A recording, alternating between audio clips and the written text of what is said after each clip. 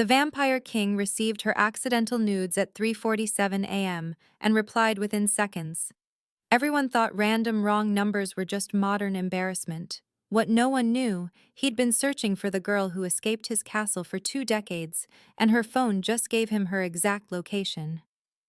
Maya Chen presses her back against the bathroom door of her cramped Seattle apartment, mascara streaking down her cheeks as Derek's voice echoes from the bedroom where she caught him with her best friend an hour ago. The wine bottle on her nightstand is half empty, the Pinot Grigio doing nothing to dull the sharp edges of betrayal that slice through her chest with every breath. Rain hammers against the single window of her studio apartment, the sound matching the frantic rhythm of her pulse as she scrolls through her phone with trembling fingers. The intimate photos she took last week during their anniversary weekend in Portland glow on her screen, images meant to be private, sacred, shared only between lovers who whispered promises in the dark. Her thumb hovers over Derek's contact, revenge burning hot in her wine-soaked thoughts. The need to show him what he's losing, overwhelming her better judgment. She selects the most provocative shot, types a message designed to make him grovel, and hits send before rational thought can intervene. The response arrives within seconds, faster than humanly possible, and the screenshot of her own image stares back at her, accompanied by words that turn her blood to ice water.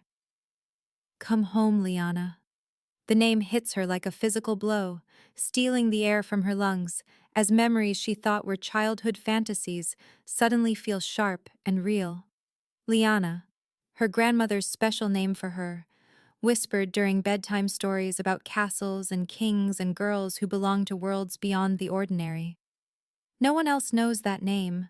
Not Derek, not her friends, not even her parents who always called her Maya. The name on her birth certificate, the name that fits her life as a marketing assistant in a city where she knows no one truly sees her. She stares at the number with growing unease, digits that feel familiar in a way that makes her skin prickle with recognition she cannot place. There is no contact name, no photo, just numbers that seem to pulse with significance as she tries to remember where she might have seen them before.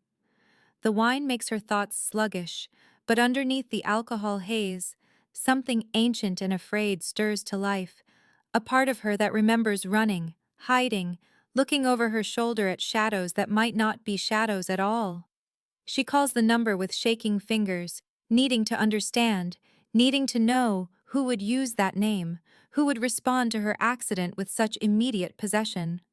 The phone rings once before connecting to voicemail, and the voice that fills her ear is ancient, formal, speaking in a language that sounds like Latin mixed with something older, something that predates civilization itself. "You have reached the House of Dracul. Please leave your message after the tone, and know that all calls are answered in the order of their importance to our Lord." She understands every word, despite never learning the language. The meaning flowing into her mind, like water into a dry riverbed. And the realization terrifies her more than Derek's betrayal, more than being alone in a city of strangers, more than anything she has ever experienced. Maya drops the phone as if it burns her, watching it clatter across the hardwood floor, as memories she thought were dreams begin surfacing with crystal clarity.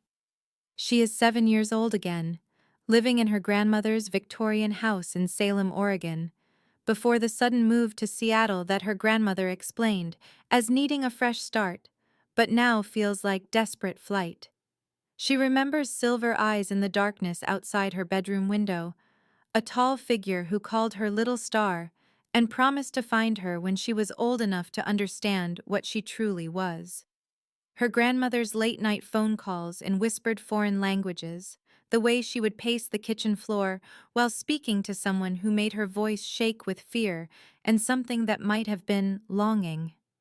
The salt circles her grandmother drew around the house every full moon, the iron horseshoe above every door, the way she would clutch Maya's hand whenever they went to town and scan the crowds with the intensity of a hunted animal. Maya crawls across the floor to retrieve her phone, her hands shaking as she stares at the message again, at her own image reflected back to her with a claim of ownership that makes no sense, yet feels inevitable. Come home, Liana. Not a request, but a statement. Not an invitation, but a summons from someone who believes she belongs to him. She scrolls through her contacts looking for Derek's number, needing to confirm her mistake, needing to understand how she could have selected the wrong contact when she was certain she had chosen correctly. Derek's number is there, unchanged, and she realizes with growing horror that she must have somehow contacted someone else entirely, someone whose number was never in her phone yet, whose digits her fingers found without conscious thought. Tuesday morning arrives gray and cold, Seattle wrapped in its perpetual blanket of drizzle that makes everything look like a watercolor painting left in the rain. Maya's head pounds from the wine and lack of sleep. But the hangover is nothing compared to the persistent feeling of being watched that follows her from her apartment to the coffee shop on Pine Street, where she buys her usual lavender latte. The barista, a Pierced college student named Jordan who knows her order by heart, glances nervously toward the window as he hands her the cup, and Maya follows his gaze to see two men in expensive suits standing across the street. They are pale in a way that seems unnatural, their skin like marble in the gray morning light, and when one of them turns his head toward the coffee shop window, she sees eyes that reflect the streetlight like an animal's. Maya's coffee cup slips from her numb fingers, hot liquid splashing across her shoes as the man's gaze locks with hers through the rain-streaked glass. He smiles, revealing teeth that are too white, too sharp, and raises one gloved hand in a gesture that might be greeting or acknowledgement, or threat. She stumbles backward, knocking into other customers as she flees toward the back exit, her heart hammering against her ribs like a caged bird desperate for escape. At work, Maya tries to lose herself in the mindless routine of market research and client presentations. But her coworker Rebecca mentions seeing the same pale men asking questions at the front desk, inquiring about Maya Chen from the marketing department and whether she had family visiting from out of town. The security guard confirms that two men in suits had been asking about Maya's schedule, her home address, whether she typically walked home alone after work. They spoke with formal politeness and left generous tips for information. But something about their presence made everyone in the building uncomfortable in ways they could not articulate. Maya's hands shake as she types emails she cannot focus on, her mind replaying the morning's encounter with the watchers who know her name and workplace and habits. When 5 o'clock arrives, she takes the bus instead of walking, changes routes twice, and enters her building through the service entrance in the alley, but the precautions feel futile against pursuers who seem to know her movements before she makes them. The black envelope waits under her door like a sleeping snake, thick paper that feels expensive between her fingers, sealed with red wax bearing the impression of a dragon in flight. Maya's apartment suddenly feels smaller, the walls pressing closer as she realizes that locks and doors mean nothing to whoever placed this envelope in her supposedly secure building. The photograph inside makes her legs weak, forces her to sit heavily on her couch as she stares at an image that should not exist. She is perhaps 4 years old in the picture, wearing a white dress that she remembers her grandmother sewing by hand, standing beside a tall man whose face has been carefully torn away, leaving only his elegant hands on her small shoulders, and the suggestion of expensive clothes. The background shows a castle that looks European, ancient, nothing like anywhere she has ever been. Yet she remembers the feel of those stone walls, the echo of footsteps in vast hallways, the way sunlight filtered through stained glass windows to paint rainbow patterns on marble floors. On the back of the photograph, someone has written an address in Romania, and tomorrow's date in script so elegant it looks like calligraphy, followed by words that make her stomach clench with recognition and terror. The car will arrive at midnight, little star. Come willingly, and I will show you wonders beyond your mortal imagination. Refuse, and I will simply take what has always been mine. She stares at the photograph until her eyes blur, at the careful way the man's face has been removed while leaving his hands visible, strong fingers that she remembers feeling safe and protected in her childhood dreams that now seem like memories of another life entirely. Maya thinks of her grandmother's sudden death 3 years ago, how she whispered Liana's name with her final breath and pressed something small and metal into Maya's palm, something Maya lost in the chaos of funeral arrangements and grief. She thinks of the inheritance that appeared in her bank account last month without explanation, money that seemed to come from investments her grandmother never mentioned, enough to travel anywhere in the world if she chose to. The timing feels orchestrated now, planned, as if her entire life has been carefully arranged to lead to this moment, this choice, this summons from someone who claims ownership of her soul. Maya's phone buzzes with a new message from the same unknown number, and her hands shake as she reads the words that confirm her worst fears and deepest, most secret desires. I have waited 20 years for you to come of age, little star. Tonight, you come home to me, or I come to you. Either way, we will not be separated again. The distance between us ends at midnight. Choose how you wish our reunion to begin. And now's the time to stop and subscribe to our channel. If you enjoyed this video, don't forget to like it and drop a comment telling us where you're watching from. It's always amazing to see how far these tales travel across the world. Now let's continue. Maya stares at her laptop screen in the pre-dawn darkness of her apartment, the glow illuminating her face as she researches the Romanian address with growing disbelief and mounting terror. Castle Dracal exists, a medieval fortress perched on a mountainous precipice in the Carpathian Range. Its official status, listed as abandoned since World War II, when the last known heir disappeared under mysterious circumstances. But the satellite images tell a different story entirely, showing manicured gardens that spiral around ancient stone walls. Luxury vehicles parked in courtyards that should be overgrown with weeds, and what appears to be a private airstrip carved into the mountainside where no airstrip should logically exist. Maya zooms in on the images, her heart pounding as she notices details that make no sense for an abandoned ruin. Solar panels discreetly integrated into medieval rooflines, satellite dishes hidden among Gothic spires, and grounds maintained with a precision that speaks of significant resources and careful attention. She cross-references property records and finds nothing, as if the castle exists in a legal void, claimed by no government and taxed by no authority.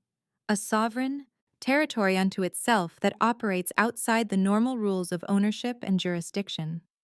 Her phone buzzes with another message from the unknown number, and Maya's hands shake as she reads the words that confirm her worst suspicions about the orchestrated nature of recent events. Your grandmother's inheritance has been transferred to an account you can access from anywhere in the world. The car will arrive at midnight. Come willingly, little star, or I will fetch you myself, and you will not enjoy the alternative method of travel I would be forced to employ. Maya opens her banking app with trembling fingers and finds a balance that takes her breath away, more money than she has ever seen in one place, transferred from an account belonging to something called the Dracal Trust, with a memo that reads simply, "For Liana," on the occasion of her homecoming. The amount is enough to travel anywhere, live comfortably for years, or disappear entirely if she chose to run. But the message makes it clear that running is not truly an option. She thinks of her grandmother's deathbed whispers about debts that must be paid and promises that bind the living and the dead. Words Maya dismissed as the confused ramblings of a dying woman, but now seem like warnings she should have heeded. Research into the Dracul name yields historical records that make her stomach clench with recognition. Tales of a noble family that ruled the region for centuries before vanishing from public record sometime in the 1800s, their castle becoming the subject of local legends about immortal lords who demanded tribute from the surrounding villages. Maya finds newspaper clippings from the 1940s describing her grandmother as Elena Ravencroft, a young woman who disappeared from the castle during the war and was presumed dead until she surfaced in America years later with a new identity and a daughter whose father was never named. The timeline matches Maya's mother's birth, suggesting family secrets that run deeper than she ever imagined, connections to nobility and wealth that her grandmother spent her life trying to escape. Maya's laptop screen reflects her pale face as she realizes the inheritance is not a gift, but a summons. Not freedom, but the means to ensure her compliance with demands made before she was born. The money feels like a leash disguised as generosity, and she understands with growing clarity that her entire life has been carefully orchestrated by someone with the patience of immortality and the resources of centuries. Her phone rings, the unknown number flashing on the screen, and Maya's finger hovers over the accept button as she realizes this conversation will determine the course of her entire future. She answers with a whispered hello that sounds like surrender, and the voice that responds is deep, cultured, with an accent that speaks of old European nobility and education that spans centuries. Good evening, Liana. I trust you have discovered the arrangements I made for your comfort and convenience. Your grandmother's inheritance should provide you with everything you need for the journey home, though I confess the money means nothing to me compared to your safe return to where you belong. Maya finds her voice despite the fear that threatens to steal her words, asking who he is and what he wants, though part of her already knows the answer with a certainty that terrifies her. I am Adrian Dracul, and you, little star, are mine by right and law and bonds forged before your birth. Your grandmother stole you from me 20 years ago, breaking sacred vows and ancient contracts, but death has released her from her obligations and returned you to my keeping. The car will arrive at midnight. Pack light, as I have provided everything you could possibly need at the castle, clothes in your exact measurements, and books in languages you do not yet remember learning, but will recall when you see them again. Maya asks what happens if she refuses, though the question feels futile given the watchers outside her building and the ease with which he found her after 2 decades of searching. If you refuse, I will come for you myself, and while I prefer to begin our reunion with courtesy and comfort, I am quite capable of alternative methods that you would find far less pleasant. I have waited 20 years for you to come of age, Liana. I will not wait another day, and I will not accept refusal from what belongs to me by every law that matters. The line goes dead, leaving Maya staring at her phone as the reality of her situation crystallizes with brutal clarity. She is not being invited but commanded, not courted but claimed, by someone who considers her ownership a settled matter that requires no negotiation or consent. Maya packs a small suitcase with hands that shake like leaves in a storm, choosing clothes that feel like armor against the unknown, while her mind races through impossible options that all lead to the same inevitable conclusion. Running means abandoning her life, her job, her identity, and still being hunted by someone with supernatural resources and infinite patience. Staying means facing consequences he clearly considers unacceptable. Going willingly at least preserves some illusion of choice, some dignity in surrender, though she understands with growing dread that dignity may be the first casualty of whatever reunion Adrian Dracul has planned. At exactly midnight, Maya watches from her window as a vintage Rolls-Royce appears at the curb below, black as a funeral hearse and gleaming despite the persistent Seattle drizzle. The vehicle looks like it belongs in a museum or a movie about European royalty, its chrome details catching streetlight like silver jewelry against dark velvet. The driver who emerges moves with the careful precision of advanced age, but maintains perfect posture despite what must be decades of service, his uniform immaculate, and his manner suggesting butler training from another era. Entirely. Maya meets him in the lobby of her building, her suitcase feeling pathetically small in her trembling hands, and the elderly man bows with courtly grace that makes her feel like she should curtsy in response. My lady, I am Thomas, and I have had the honor of serving your family for more years than you have been alive. His voice carries traces of an accent that might be British, or possibly something older, more refined, and his eyes hold kindness that seems genuine despite the circumstances of their meeting. If I may say so, you have grown into a beauty that would make your grandmother proud, though I fear she would not approve of the methods that bring us together tonight. Maya asks if she has any choice in what happens next, and Thomas considers the question with the gravity of someone who has spent decades navigating the complex etiquette of supernatural politics. You have choices, my lady, but they exist within parameters set by laws older than governments and contracts sealed in blood before you drew your first breath. Your grandmother chose to break those laws when she fled with you as an infant, but death has restored the natural order, and Lord Adrian has been more patient than anyone had right to expect.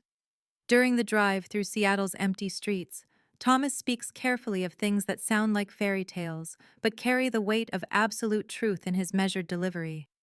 You were betrothed to Lord Adrian when you were 3 days old, my lady, part of a pact that saved your grandmother's life during the war, but bound her bloodline to his house for generations.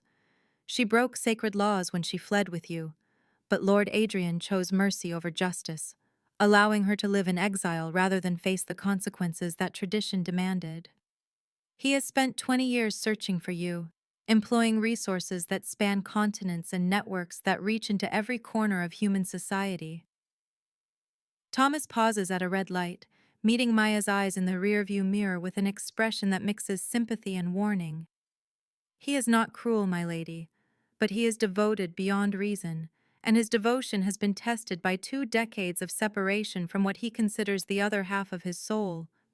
Your return will complete him, but it will also awaken aspects of his nature that have been dormant during your absence.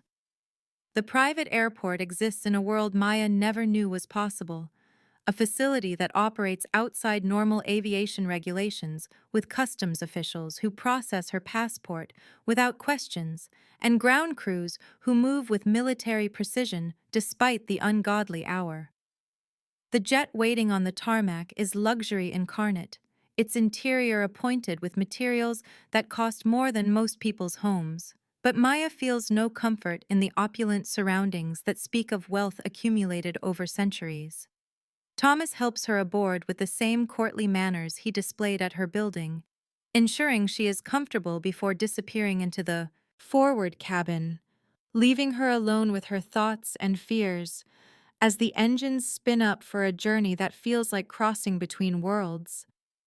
Maya finds clothes hanging in a private cabin that fit her exactly, casual wear in styles she prefers but has never owned, made from fabrics that feel like luxury against her skin. The meal waiting in the main cabin caters to her specific dietary preferences, including details no stranger should know, like her mild shellfish allergy and her preference for dark chocolate over milk. Every aspect of the experience feels orchestrated by someone who has studied her with obsessive attention, who knows her habits and tastes and needs better than she knows them herself. A letter waits on the dining table, written in the same elegant script that graced the photograph, and Maya's hands shake as she unfolds paper that feels ancient despite its pristine condition. I know you are frightened, little star, and I understand that fear better than you might imagine. You were taken from me before you could understand what we meant to each other, before you could learn the language of your true heritage, or remember the castle where you took your first steps. I have spent every night of 20 years searching for you, following false leads and dead ends across continents, never ceasing in my devotion to recovering what belongs to me by right and love and sacred contract. The letter continues in script that flows like calligraphy, each word chosen with the precision of someone who has had decades to compose his thoughts. Now that I have found you, I cannot let you go again. The world has changed much since your grandmother's time, but some things remain constant.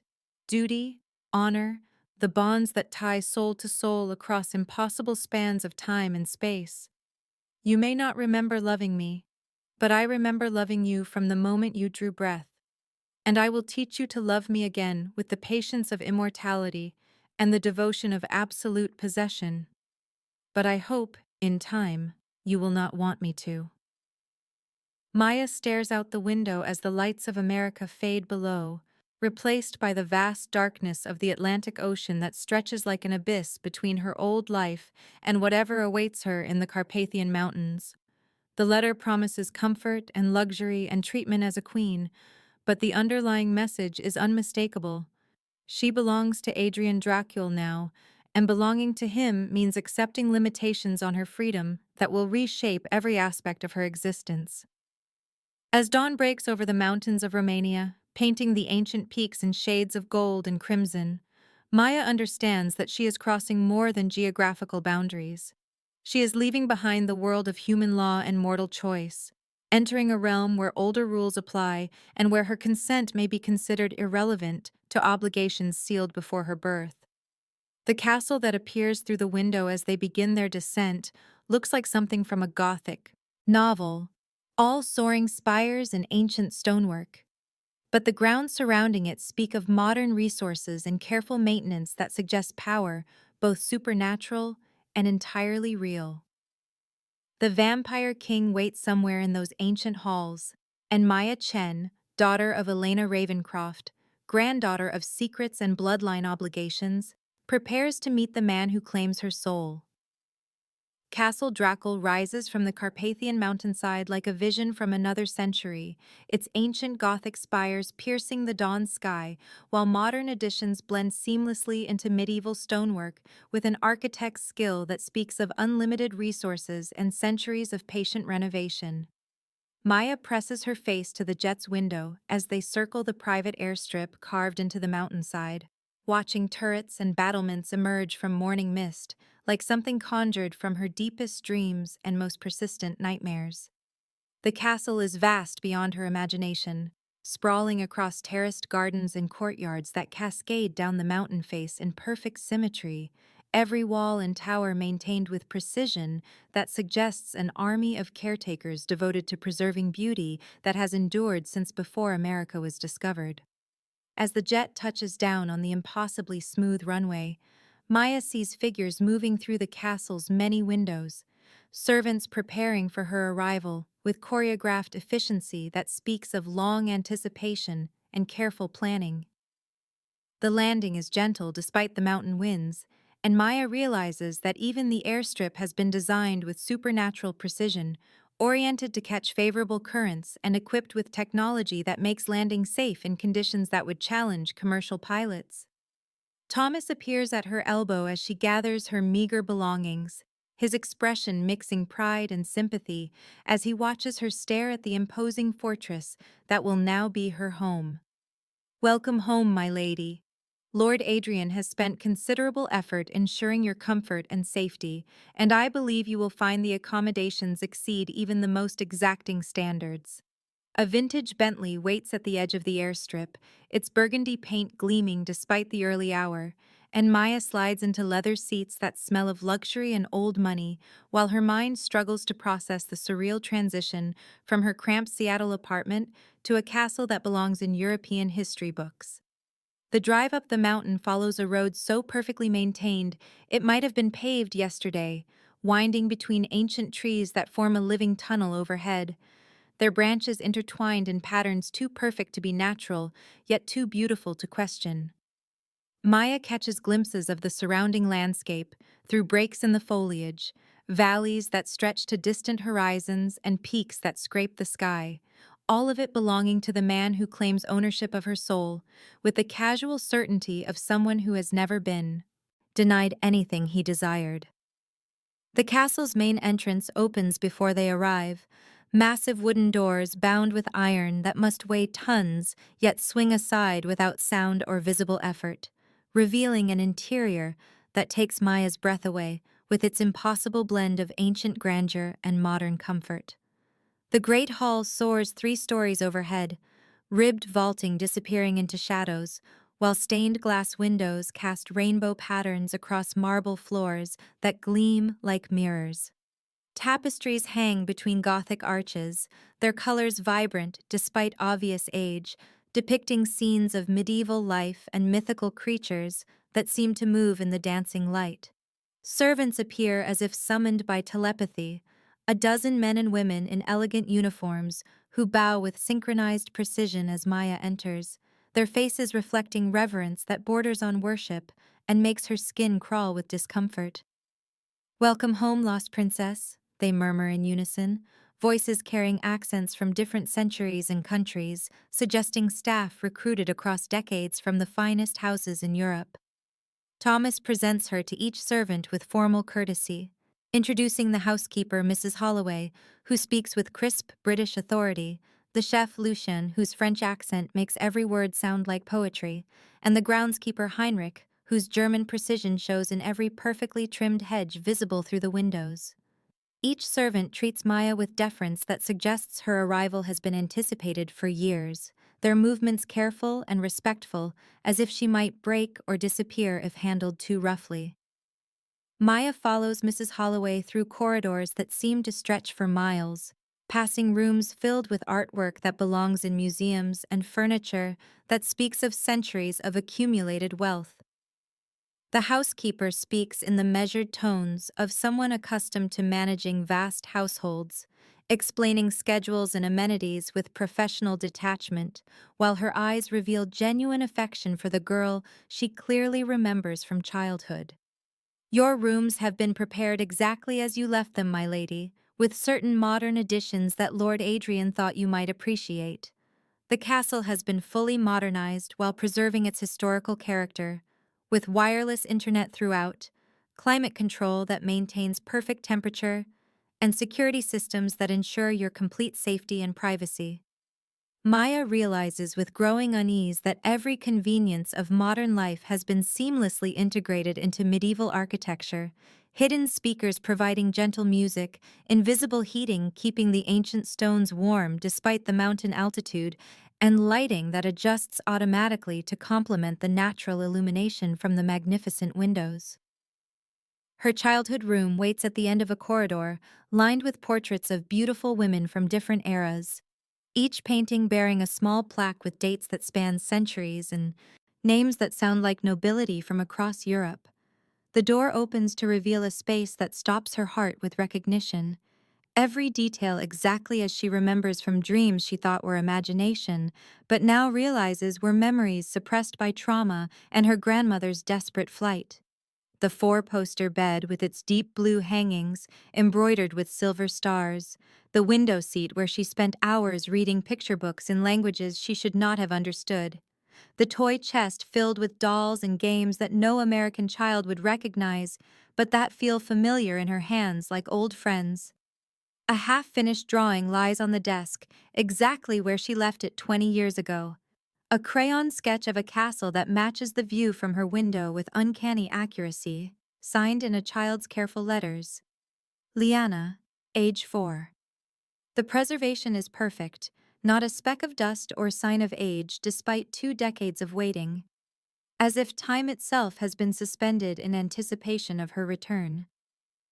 Maya sinks onto the familiar bed, overwhelmed by the realization that her entire life has been anticipated, planned for, waited for, with the patience of someone who measures time in centuries rather than years.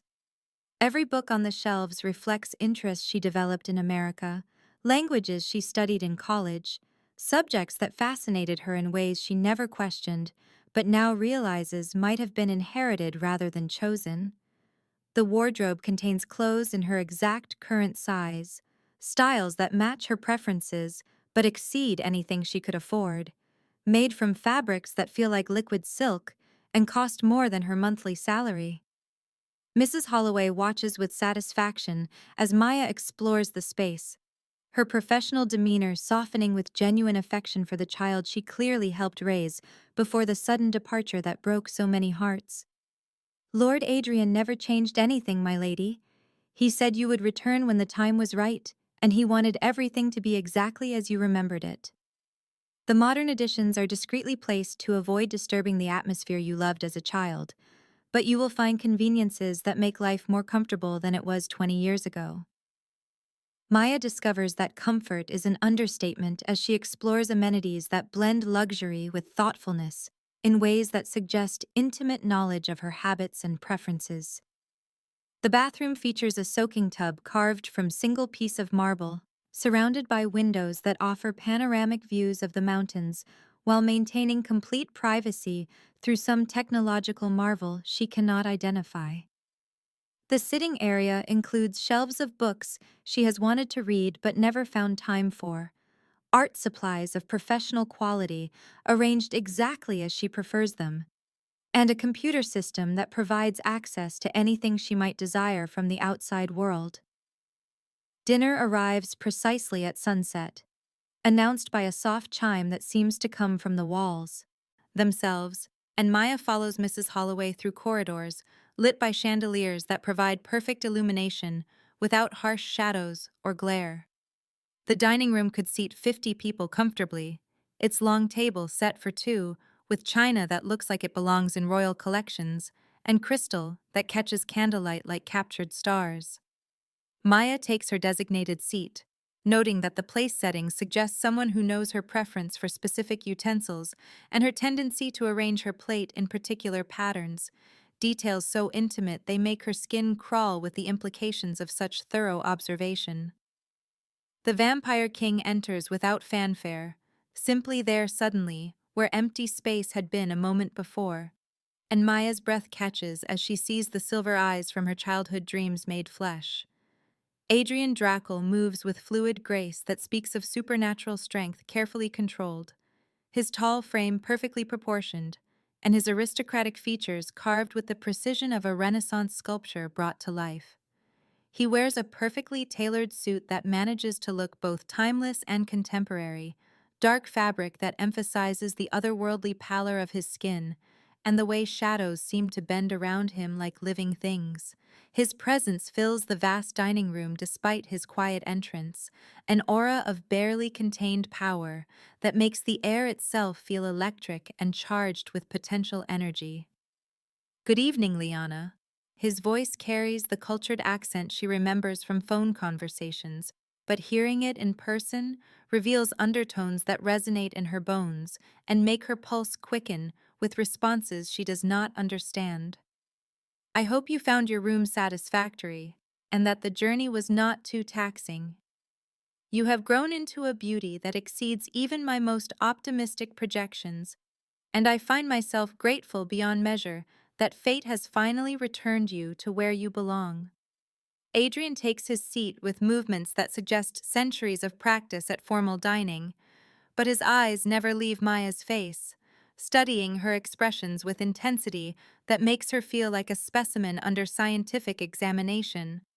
He asks about her life in America with polite interest that cannot disguise desperate hunger for details about her existence during their separation, wanting to know about her education, her work, her friendships, her dreams and disappointments, and small daily pleasures that filled the years when she should have been learning to rule beside him. Maya answers carefully, aware that every word is being analyzed for significance beyond its surface meaning, while she studies the man who claims ownership of her future with absolute certainty. His handsomeness is devastating but inhuman, features too perfect and skin too flawless to belong to any mortal creature. Yet she finds herself responding to his attention with involuntary attraction that terrifies her more than his supernatural nature. "You were mine, before you could walk, little star," he says quietly when their conversation reaches a natural pause, his voice carrying weight of absolute conviction that brooks no argument or negotiation. "The betrothal was signed in your blood and mine when you were 3 days old, sealed with rituals that bind soul to soul across any span of time or distance. I have honored that contract every day since, remaining faithful to a bride I could not touch, devoted to a love I could not consummate, patient beyond any reasonable expectation, while I searched for what belongs to me." Maya asks about the contract with courage born of desperation, needing to understand the legal and mystical chains that bind her to this beautiful monster who speaks of love and ownership in the same breath. Adrian produces a document from some hidden pocket, ancient parchment that feels alive beneath her fingertips, and bears signatures in languages that predate modern civilization. The contract is written in multiple scripts, some in Latin she can partially translate, and others in symbols that hurt her eyes to examine directly, but the terms are clear enough in any language. Her grandmother's bloodline pledged to his house in exchange for protection during humanity's darkest hour. Maya's blood, given when she was an infant too young to consent, binds her to Adrian until death separates them, a mystical marriage that supersedes any human law or personal preference. He explains vampire law with clinical precision that makes medieval feudalism sound reasonable, detailing rights and obligations that govern their relationship with mathematical certainty. You can never leave my territory without my permission, little star, but I must provide for your every need and desire, protect you from any threat, and ensure your happiness within the boundaries I establish for your safety. Maya's hands shake as she studies the contract that determines her fate, noting clauses written in her grandmother's careful script and sealed with blood that has turned brown with age, but still carries mystical significance that makes the parchment warm to her touch. I will not force you to love me, Adrian continues, his voice gentle but implacable as mountain stone, but I will not let you go. Choose to be happy here, Liana. I will give you everything except freedom, and in time, you may discover that freedom is overrated, compared to being treasured beyond all earthly measure by someone who has waited centuries to call you wife. Maya awakens each morning to find fresh flowers by her bedside, exotic blooms that should not exist in the Romanian mountains, yet fill her room with fragrances that speak of distant gardens and careful cultivation by someone who understands her preference for subtle scents over overwhelming perfumes.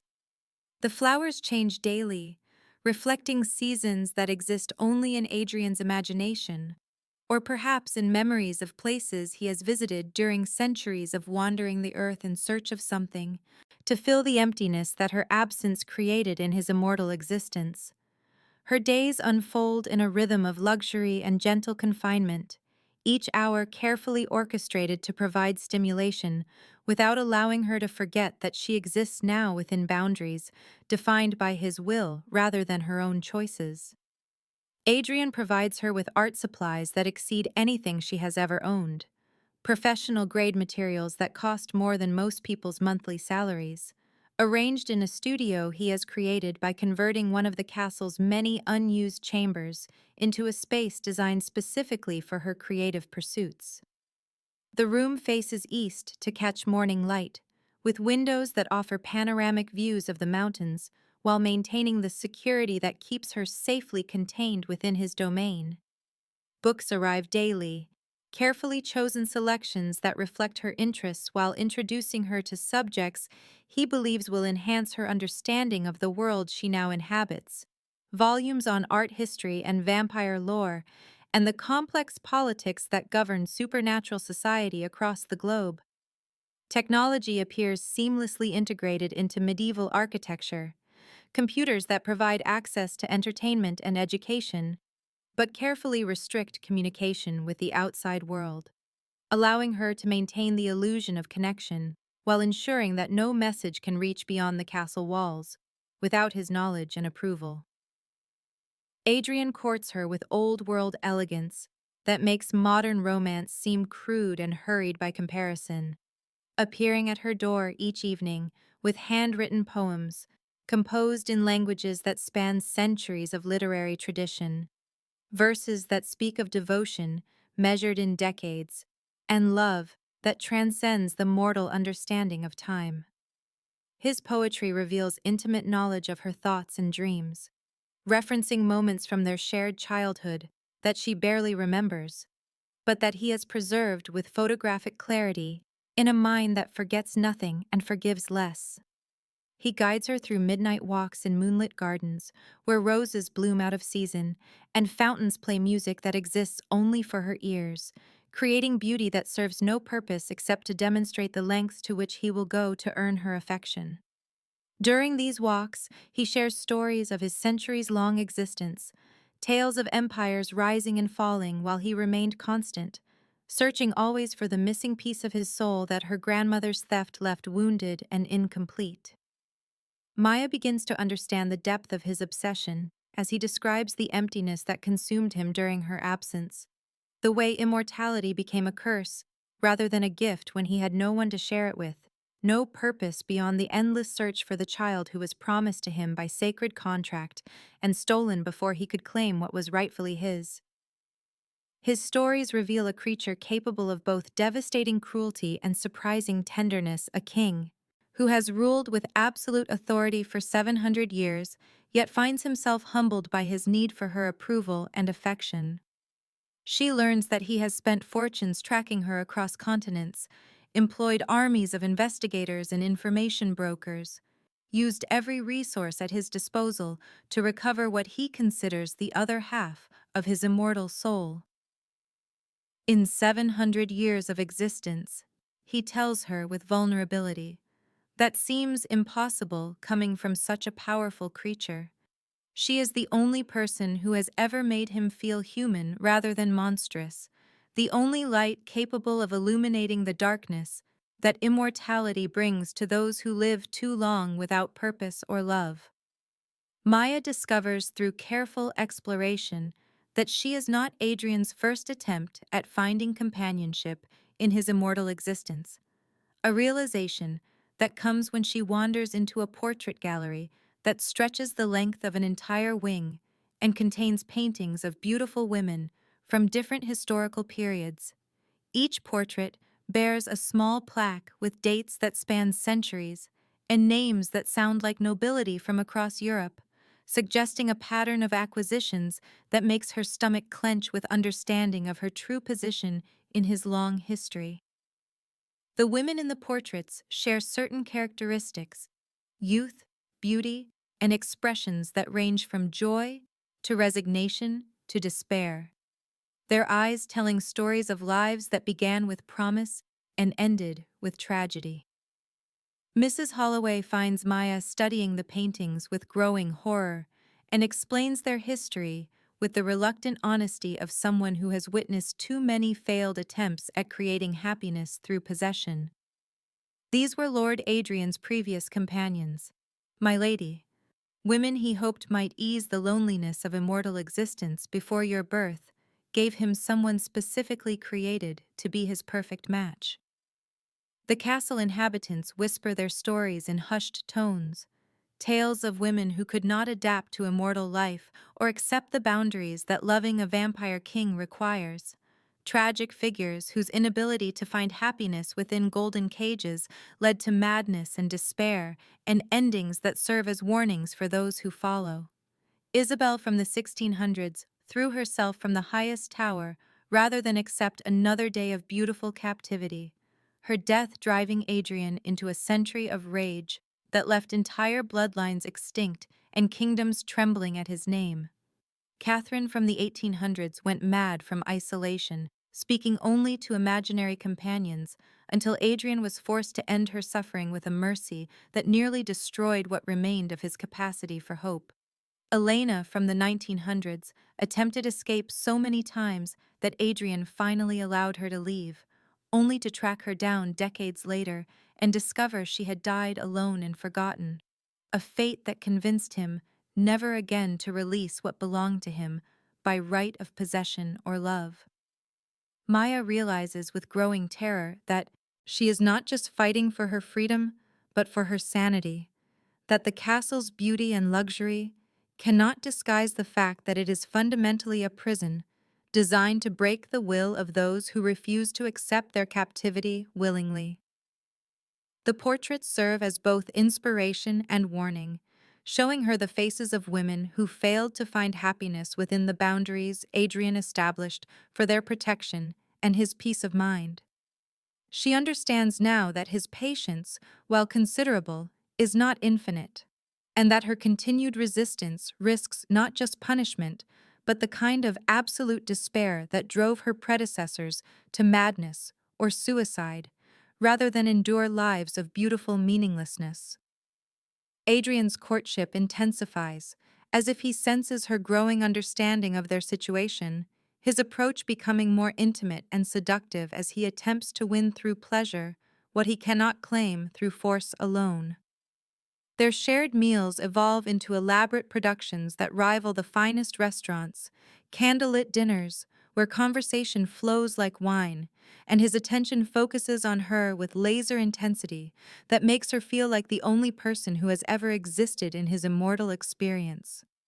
He draws her into dancing in the castle's magnificent ballroom, moving to music that exists only in their shared imagination, while his cold flesh gradually warms under her touch, his supernatural grace making her feel beautiful and desired, despite the circumstances of their relationship. Maya finds herself responding to his seduction, despite her anger and fear, drawn to his intelligence and the way centuries of experience have refined his understanding of pleasure and beauty into something approaching art. His devotion is intoxicating in its completeness. The way he looks at her, like she is the only light capable of illuminating centuries of darkness, the sole source of meaning in an existence that stretched empty and purposeless before her birth. She begins to understand why the women in the portraits sometimes look happy in their early paintings, why the golden cage might seem acceptable to someone starved for attention and affection from a creature capable of such focused intensity of feeling. But Maya also tests the boundaries of her captivity with increasing boldness, discovering that Adrian's affection comes with razor-sharp limits that reveal the monster beneath his courtly exterior. When she attempts to contact her former life through the computer system he provided, she finds her access suddenly restricted and his presence behind her chair, cold fury radiating from his perfectly controlled posture. When she explores corridors that lead toward exits, she encounters locked doors that no amount of pleading or reasoning will convince him to open.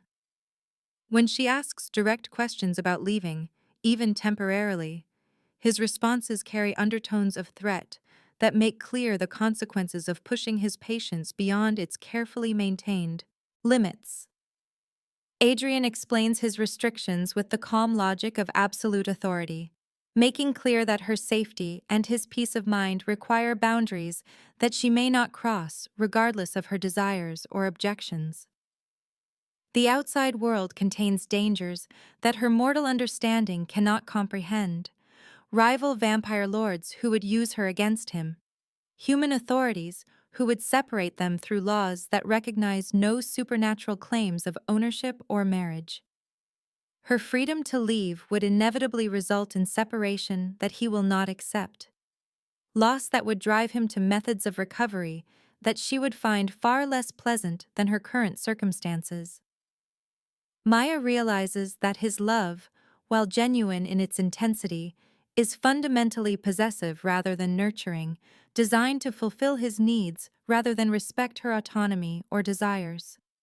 His centuries of existence have taught him to take what he wants and hold it regardless of its willingness to be held, to view love as ownership and devotion as the right to make decisions for those he claims to protect. She begins to understand that her choice is not between freedom and captivity, but between willing participation in her own imprisonment or resistance that will only result in more absolute forms of control. The golden cage grows more beautiful each day, filled with treasures and comforts that would satisfy most people's definitions of paradise. But Maya knows that paradise means nothing without the possibility of choosing something else. Adrian's love offers everything except the one thing she values most: the right to determine her own fate and choose her own path through life. As winter settles over the Carpathian Mountains and snow begins to fall outside her windows, Maya understands that her battle is not just against Adrian's will, but against her own growing attraction to the beautiful prison he has created for her comfort and his peace of mind. Maya watches from her window as Adrian meets with visiting vampire lords in the castle's formal garden, their pale figures moving with predatory grace among the winter roses while they discuss territorial disputes and blood rights in voices too low for human ears to detect. The diplomatic gathering presents the first opportunity she has seen in weeks to attempt escape, with Adrian's attention focused on negotiations that require the full force of his political acumen and supernatural authority to navigate successfully. She has spent days planning her route through servant corridors and unused passages, memorizing the castle's layout during her seemingly innocent explorations, while Adrian courted her with poetry and moonlight walks that now feel like reconnaissance missions disguised as romance. The meeting is scheduled to last until dawn, giving her precious hours to reach the village she glimpsed during their arrival, where she might find transportation, or at least human witnesses who would complicate any attempt to retrieve her, through obvious supernatural means. Maya waits until the vampire lords are deep in heated discussion about hunting rights in the Carpathian forests, their attention completely absorbed by political maneuvering that has occupied their kind for centuries, before slipping from her room with a small bag of supplies and warm clothes stolen from her extensive wardrobe.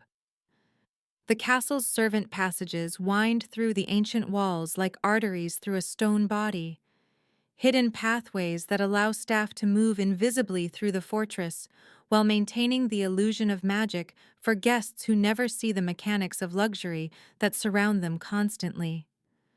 Maya navigates by memory and instinct, following routes she explored during childhood visits that her adult mind remembers with startling clarity, despite decades of suppression and her grandmother's desperate attempts to erase all traces of this life from her consciousness. The passages lead to a service entrance near the kitchen gardens, where delivery trucks arrive during daylight hours, and where the castle's mundane business occurs away from the gothic romanticism that Adrian cultivates in the main living areas.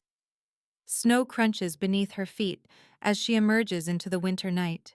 The Carpathian air, sharp in her lungs and filled with scents of pine and ancient stone, and something metallic that might be blood from the hunting grounds where Adrian's guests exercise their supernatural appetites. Maya follows a maintenance road that winds down the mountainside toward the village lights that twinkle like fallen stars in the valley below.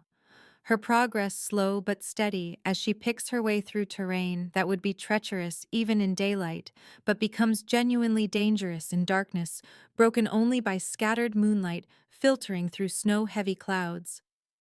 The village appears closer than it actually is, a trick of mountain perspective that Maya discovers as hours pass, and the lights seem no nearer, despite her constant movement down the steep slope. Her feet grow numb in boots designed for castle corridors rather than mountain hiking, and her breath forms clouds that dissipate quickly in air so cold it makes her lungs ache with each inhalation. The maintenance road becomes a dirt track, and then little more than a deer path as she descends, forcing her to navigate by instinct through forest that presses close on either side with trees so old they might have witnessed the castle's construction centuries ago.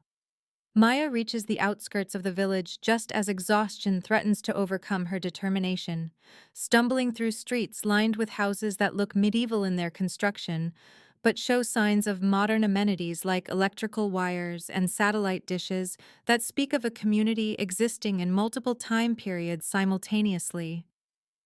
The village square contains a small church with Orthodox crosses and a pub that shows warm light through its windows, suggesting human habitation that might provide sanctuary or at least witnesses to complicate her recapture by supernatural means. She approaches the pub with hands shaking from cold and adrenaline, preparing to throw herself on the mercy of strangers who might not understand the supernatural politics that govern their isolated mountain community, but who surely recognize a frightened woman in need of assistance.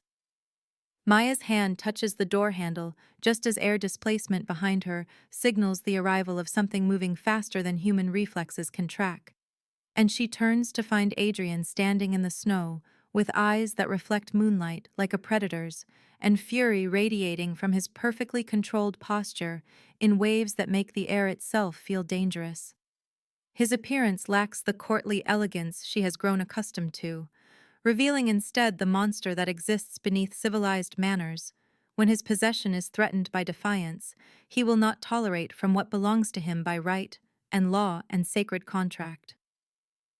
Maya opens her mouth to scream for help, but finds her voice stolen by supernatural compulsion that freezes her vocal cords and leaves her capable only of silent terror as Adrian approaches with movements that suggest violence barely restrained by centuries of practiced self-control.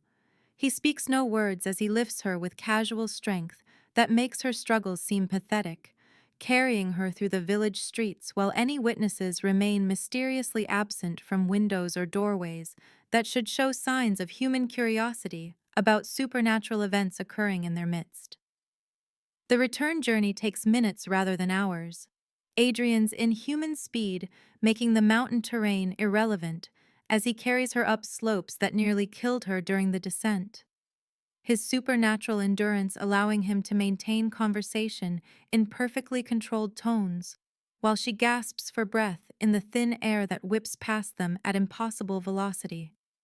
Maya finds herself back in the castle before she fully comprehends the transition from village to fortress, deposited in her room with enough force to make her stumble while Adrian closes the door with finality that sounds like a coffin lid falling into place. The punishment begins immediately with confinement, that makes her previous restrictions seem generous by comparison.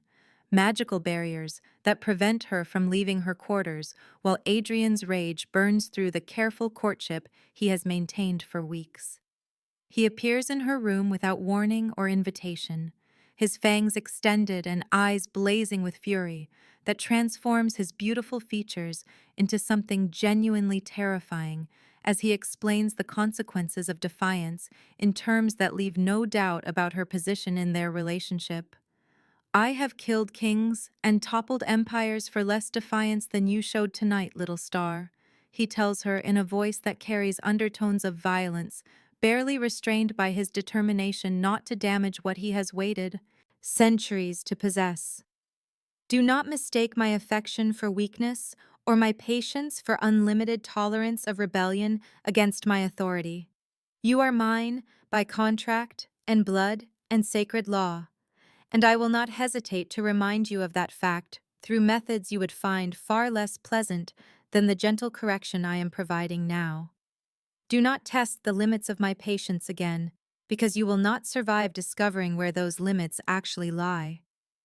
Adrian leaves her alone with the echoes of his threat and the understanding that she has seen beneath his civilized exterior to the creature capable of violence that spans centuries and encompasses the destruction of anyone who threatens what he considers his rightful property. Maya spends the following days under house arrest that reduces her world to the confines of her childhood room, magical barriers preventing her from accessing even the castle's common areas, while Adrian's fury gradually cools into something approaching his normal demeanor. The isolation gives her time to search her quarters with desperate thoroughness, looking for anything that might provide insight into her situation or weapons she might use against supernatural authority that seems absolute within the castle's walls.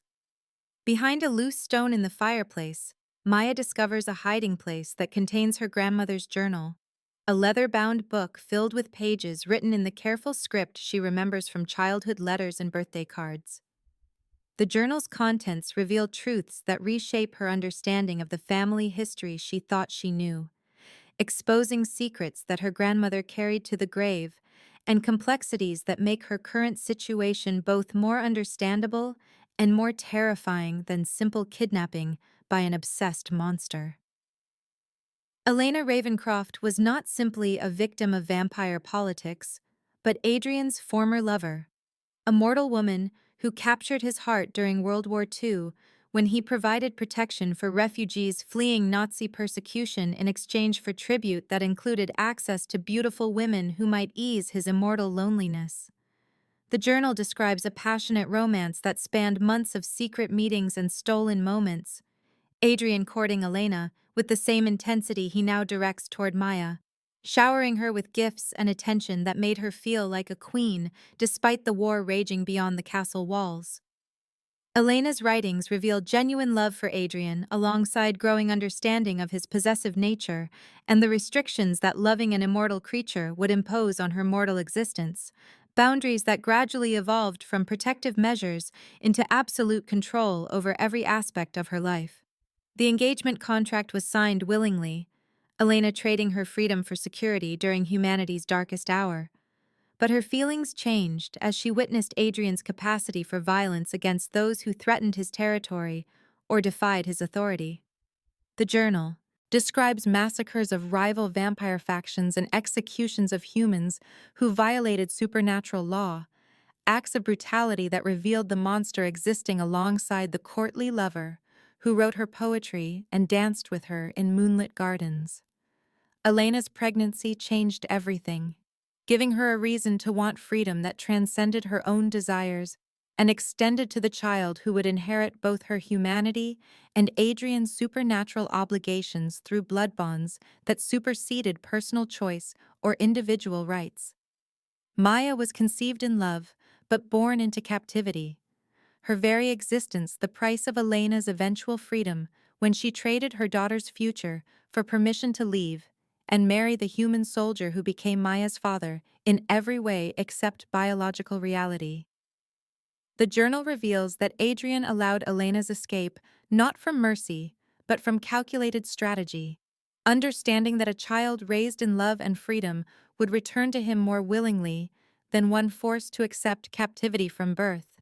Patience measured in decades rather than years, as he waited for Maya to come of age naturally, rather than claim her as an infant too young to provide meaningful companionship.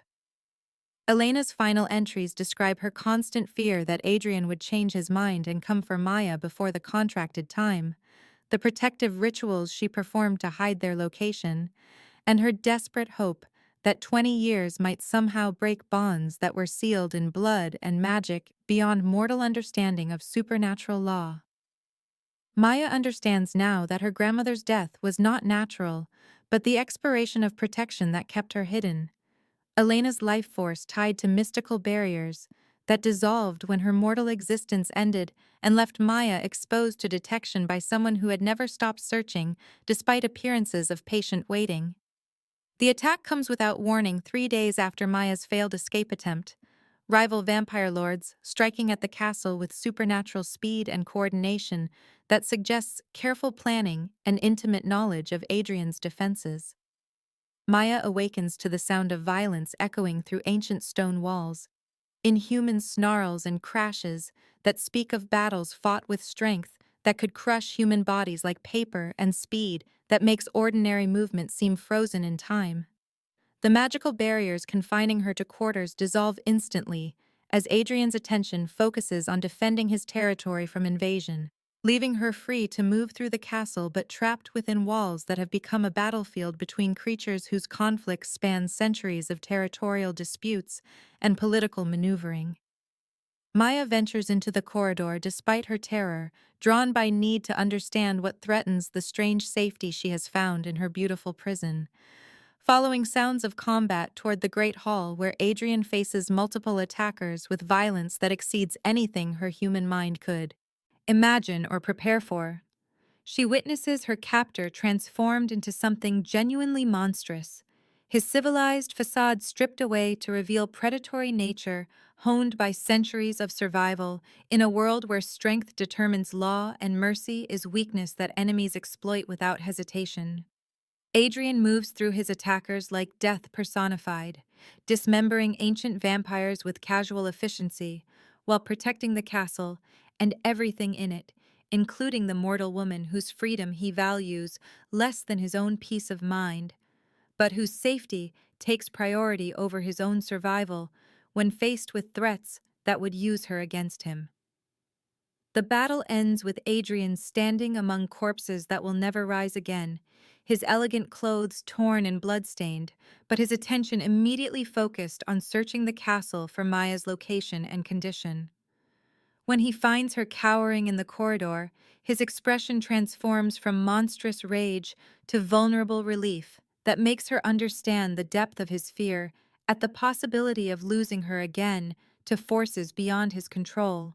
His hands shake as he examines her for injuries that do not exist, his immortal strength meaning nothing against the terror that she might be taken from him by enemies who understand his weakness and would exploit it without mercy or hesitation.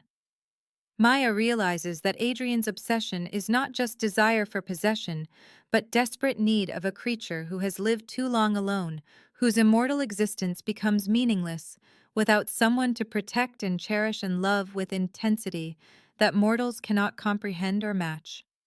His violence terrifies her, but also provides odd reassurance that nothing will be allowed to harm her while she remains under his protection. That his supernatural power serves as shield against dangers she never knew existed in a world where humans are prey for creatures that view mortal life as entertainment or sustenance rather than sacred. Maya waits 3 days after the attack to approach Adrian with her proposition, timing carefully calculated to catch him in the vulnerable aftermath of violence that revealed his deepest fears, while his civilized mask remains fractured enough to allow genuine negotiation rather than autocratic dismissal of her desires. She finds him in his study surrounded by reports from security forces and diplomatic correspondence with neighboring vampire lords, who want explanations for the breach that allowed enemies to penetrate defenses that should have been impregnable. His appearance shows the strain of recent events. Elegant clothes wrinkled from sleepless nights, spent reinforcing magical barriers, and his usually perfect composure cracked by stress that even immortal creatures feel when their most precious possessions come under threat from forces beyond their immediate control. Adrian looks up from his correspondence with eyes that still carry traces of the monster she witnessed during the battle, predatory alertness that makes her pulse quicken with involuntary fear even as she steels herself for the most important conversation of her life. "I want to make a bargain with you," she says without preamble, knowing that hesitation will give him time to retreat behind courtly manners that make genuine discussion impossible. Adrian sets down his pen with careful precision that suggests dangerous attention focused entirely on her words, his supernatural hearing catching nuances in her voice that reveal the depth of thought behind what might sound like impulsive desperation. She explains her terms with clarity born of days spent crafting arguments that might appeal to a creature whose psychology she is only beginning to understand, proposing a deal that trades her willing compliance for freedoms that seem minor to him but represent everything to her mortal understanding of human dignity. "I will stay here willingly for 1 full year, learning about your world and giving our relationship a genuine chance to develop naturally, if you remove the magical barriers that keep me trapped and allow me contact with the outside world so I can maintain connections that make me feel human rather than simply property. If, after that year of honest courtship, I choose to leave, you must let me go without pursuit or punishment or attempts to reclaim what you consider yours by supernatural law that recognizes no mortal rights or preferences." Adrian's initial response is immediate and absolute refusal, his voice carrying undertones of panic that betray how thoroughly the recent attack has shaken his confidence in his ability to protect what belongs to him through strength alone rather than willing cooperation. "I have waited too long to risk losing you again to choices that might seem reasonable to your mortal understanding, but ignore the realities of supernatural politics that govern our existence together. The enemies who attacked us will not hesitate to use your freedom of movement against me, turning your contact with the outside world into weapons that could destroy everything I have built over centuries of careful political maneuvering. You do not understand the dangers that exist beyond these walls, or the lengths to which my rivals will go to exploit any weakness they perceive in my defenses."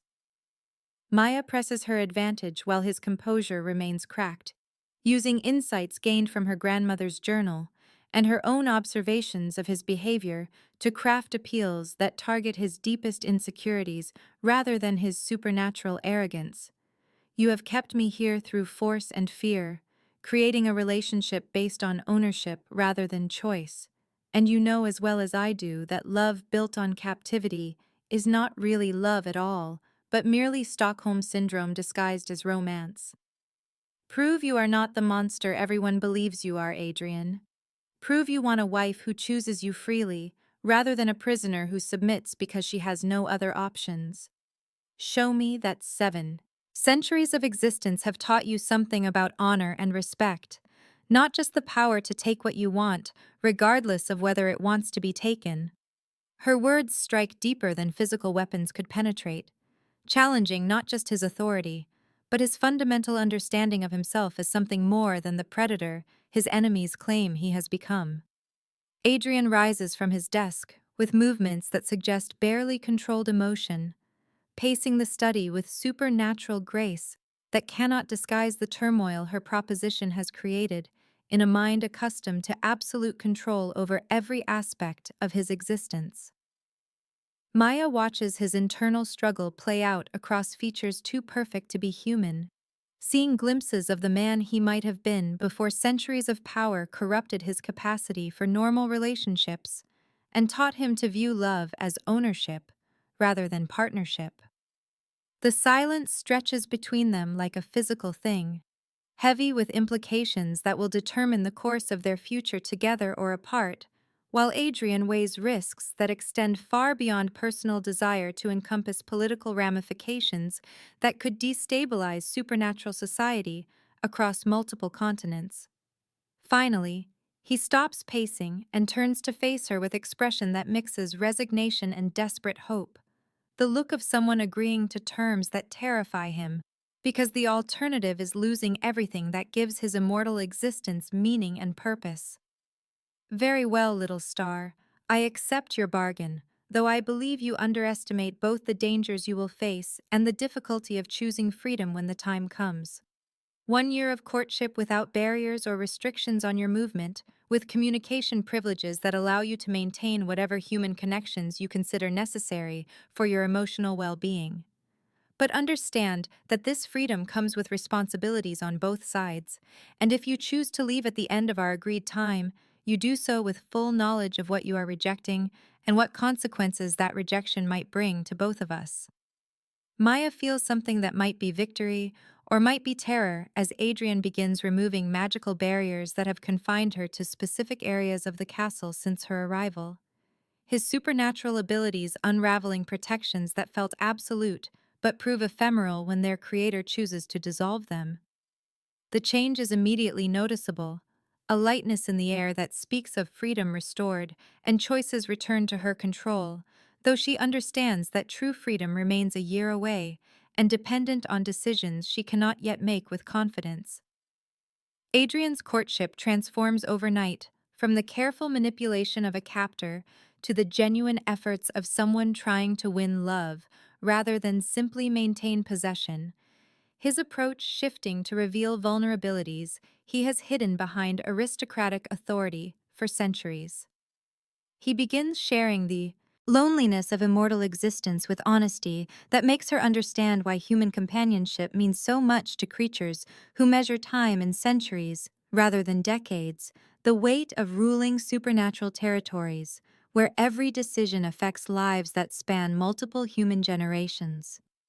His stories reveal the genuine desire to build something beautiful and lasting with her, not just to satisfy possessive instincts, but to create partnership that gives meaning to an existence that has become routine rather than purposeful over the long span of immortal years. Maya sees glimpses of who Adrian might have been before power corrupted his understanding of love and authority, moments when his guard drops enough to reveal the man who fell in love with her grandmother and waited patiently for decades to see that love reborn in the next generation. Their conversations become genuine exchanges rather than careful interrogations, discussions of philosophy and art and the nature of existence that reveal intellectual compatibility beneath the supernatural circumstances of their meeting. Adrian proves himself capable of listening as well as commanding, adjusting his behavior based on her preferences and feedback in ways that suggest genuine care for her comfort rather than simply desire to maintain possession through pleasant surroundings. Maya finds herself responding to his authentic attention with growing affection that complicates her determination to escape at the year's end, their connection deepening into something that feels real despite existing under the shadow of an ultimatum neither truly wants to honor when the time comes. She discovers that Adrian's centuries of experience have given him insights into human nature that make him genuinely fascinating company.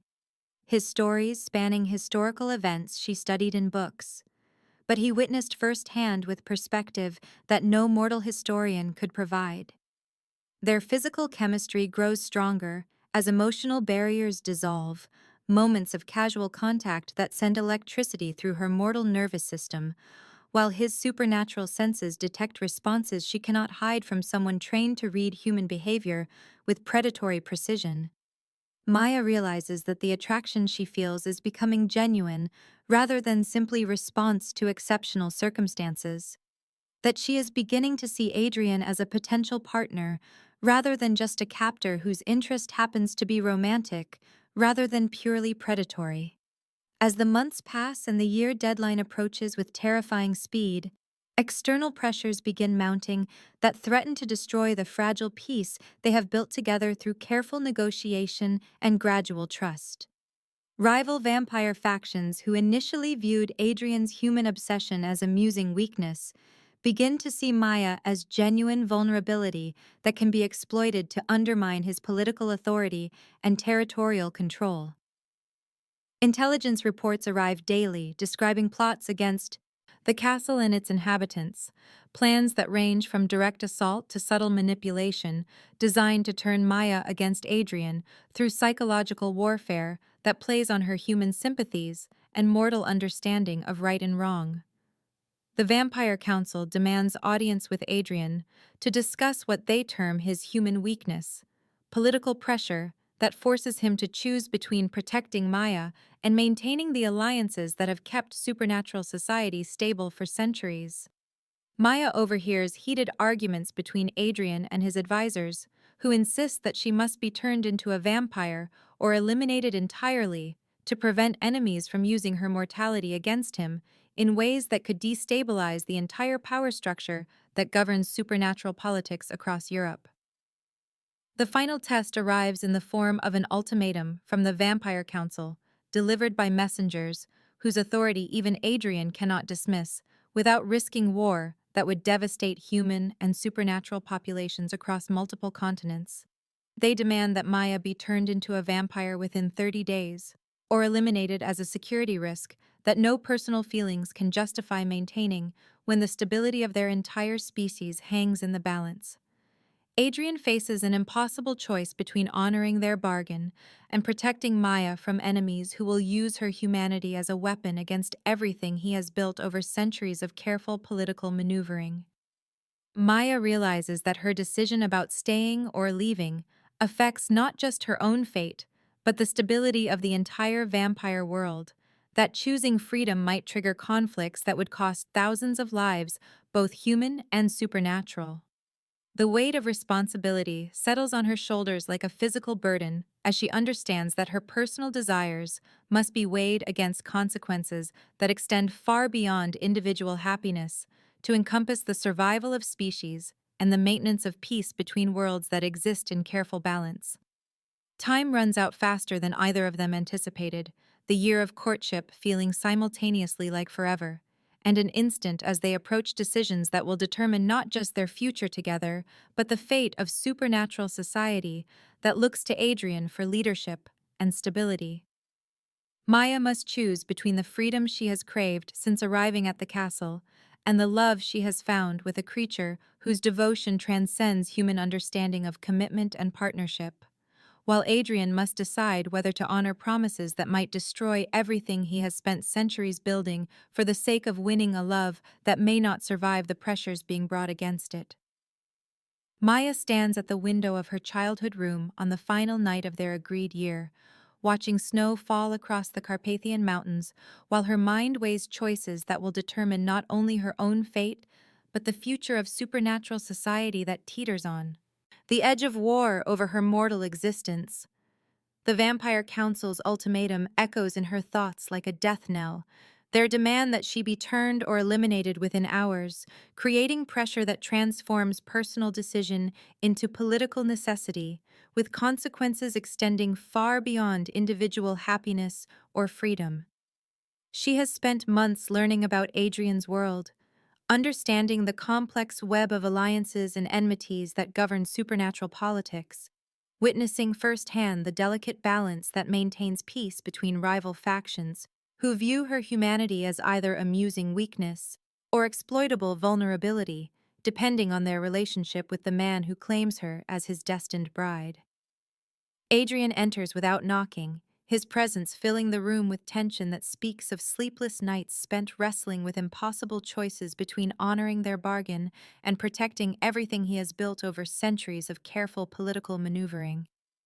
His appearance shows the strain of recent weeks, elegant features shadowed by exhaustion that even immortal constitution cannot completely overcome when faced with decisions that pit personal desire against species survival. Maya turns from the window to face him with resolution crystallizing in her mind like ice forming on glass. Her choice made not from Stockholm Syndrome or fear of consequences, but from genuine understanding of what they have built together during months of honest courtship that revealed depths of feeling she never expected to discover in herself.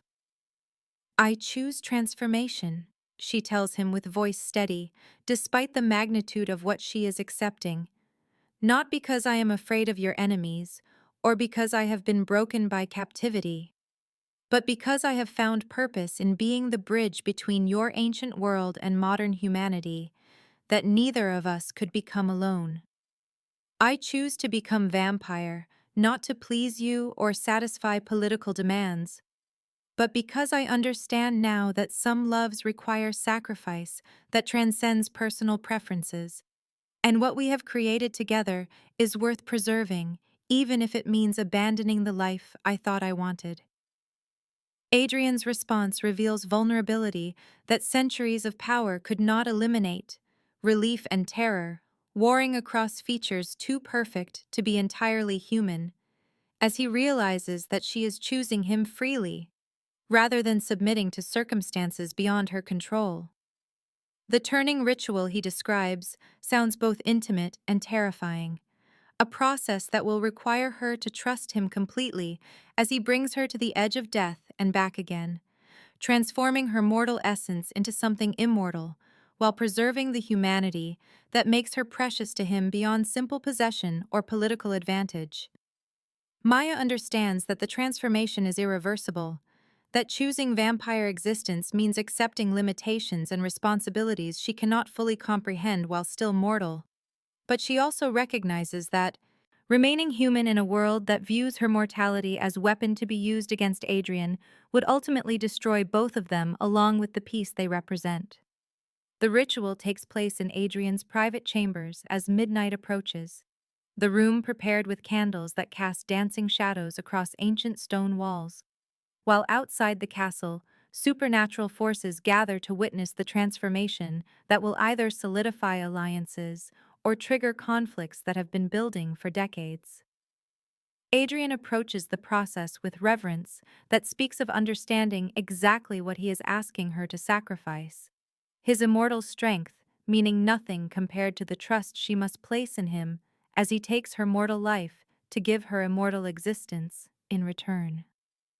Maya lies on the ancient bed where countless transformations have taken place over centuries of vampire history, feeling Adrian's presence beside her like electricity made manifest while he prepares to complete the bond that began with childhood betrothal and now culminates in chosen unity that transcends legal contracts or supernatural law.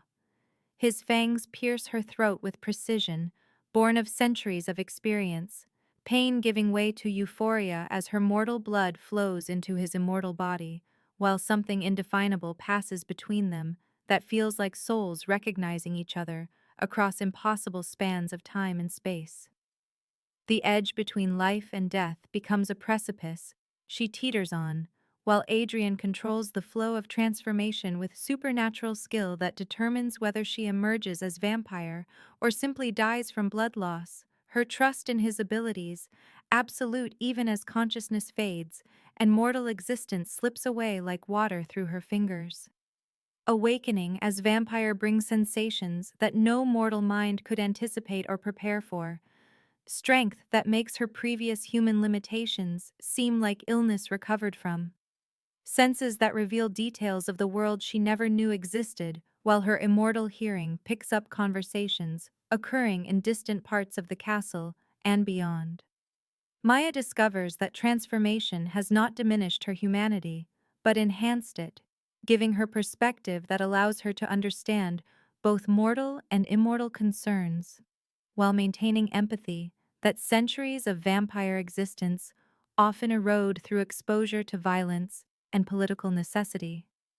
Adrian watches her adaptation with mixture of pride and concern, understanding that her response to vampire nature will determine not just their personal relationship, but her ability to survive in supernatural society that views compassion as weakness, unless backed by strength that commands respect rather than invites exploitation.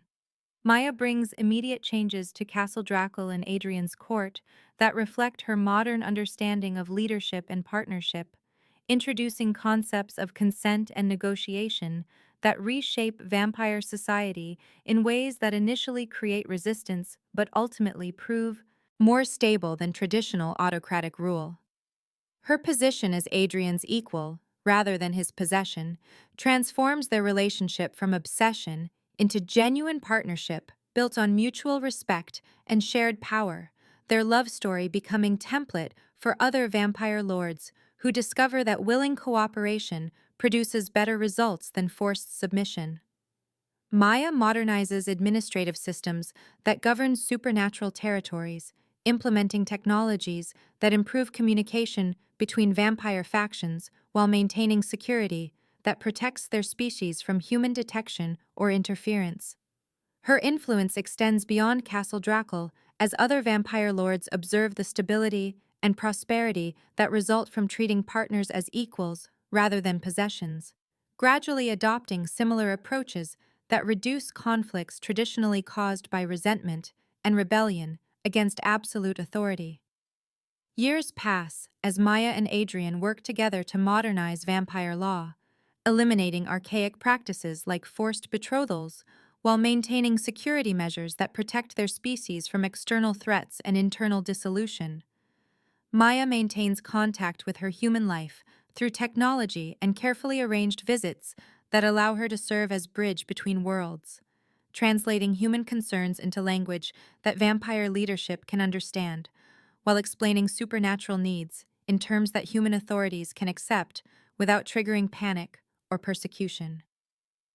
Their efforts create new frameworks for supernatural governance that balance tradition with adaptation, preserving essential vampire nature while eliminating practices that cause unnecessary suffering or instability within their carefully maintained society. Maya discovers that immortality provides time for projects that mortal lifespan could never accommodate, allowing her to develop expertise in areas ranging from international diplomacy to technological innovation that benefits both vampire and human communities through careful collaboration that maintains separation while fostering mutual understanding. The transformation of vampire society accelerates as other species observe the success of Adrian and Maya's partnership, creating ripple effects that spread across supernatural communities worldwide. As ancient practices give way to approaches that prioritize sustainability over tradition and cooperation over domination. Maya's work establishes precedents that future vampire generations will build upon, her influence extending far beyond her own lifetime to shape supernatural society for centuries to come, through legal reforms and cultural changes that make vampire existence more compatible with modern world while preserving essential aspects of their immortal nature. One evening, decades after her transformation, Maya accidentally sends a wrong number text to a frightened human girl whose desperate message reaches her phone through technological error that mirrors the accident that first brought her to Adrian's attention so many years before. But this time, Maya's response offers protection and choice rather than ownership, her message explaining options available to someone caught between human and supernatural worlds, while making clear that any assistance comes without strings or obligations that would compromise the recipient's freedom to choose her own path. The cycle breaks as Maya provides support that respects human autonomy while offering genuine help to someone facing circumstances similar to her own historical situation, creating new patterns of supernatural human interaction based on cooperation rather than exploitation or forced transformation. Her response becomes model for other vampire lords who learn to approach human contact with respect for mortal dignity and rights, gradually transforming supernatural society from predatory hierarchy into something approaching genuine civilization that benefits all participants rather than simply serving immortal needs at mortal expense. Maya and Adrian rule together as equals, their love story becoming legend among vampires as proof that monsters can learn to love without devouring what they cherish, that power can be wielded responsibly rather than simply for personal gratification or species dominance over those too weak to resist supernatural authority.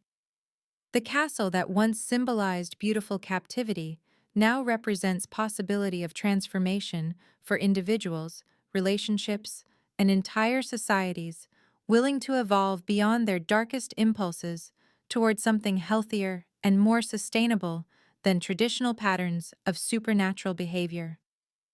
Their partnership demonstrates that genuine love requires sacrifice and compromise from both parties rather than simple submission from the weaker to the stronger, creating relationships built on mutual respect and shared purpose rather than ownership and control that ultimately destroy what they claim to preserve. Maya's influence spreads throughout vampire society as her example inspires other immortal beings to question traditional approaches to power and relationships, gradually creating cultural shift that makes supernatural existence more compatible with modern ethical standards while maintaining essential vampire nature and abilities. The legacy of their love story extends beyond personal happiness to encompass broader changes in how supernatural beings interact with mortal world and each other, creating foundations for future generations who will inherit more stable and ethical supernatural society than any previous vampire generation has known. Maya looks back on her transformation not as loss of humanity, but as evolution towards something greater than either mortal or vampire existence alone could provide. Understanding that her unique position between worlds allows her to serve purposes that neither fully human nor traditionally vampire perspectives could fulfill. Their love proves that monsters can choose to become something better without losing essential nature. That power can be used to protect rather than exploit, and that even immortal beings can learn to love without consuming what they cherish if they are willing to grow beyond instincts that served survival but no longer serve happiness or fulfillment.